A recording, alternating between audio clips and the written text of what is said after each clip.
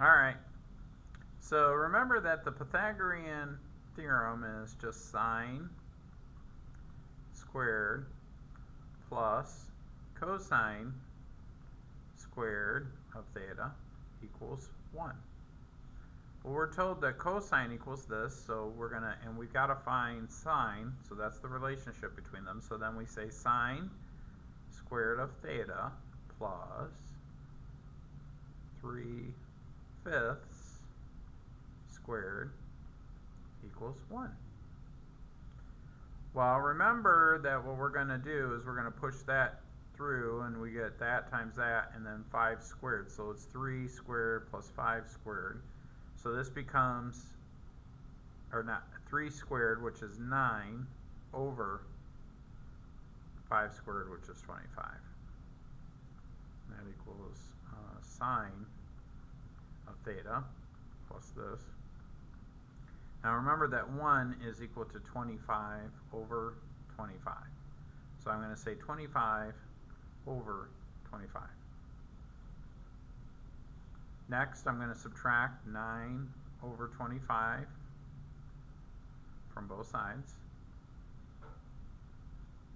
Again, 25 over 25 minus 9 over 25 is 16 over 25. These cancel, and I'm left with sine of theta squared equals this. But remember, when I take the square root of this side, when I take the square root of this side and I take the square root of this side, I have to say plus or minus, depending on the quadrant that it lives in, right? So then I have to remember also, when is sine positive, when is it negative?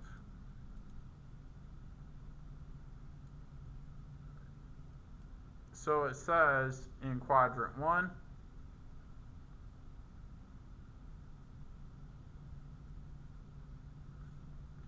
so I've got some angle like this.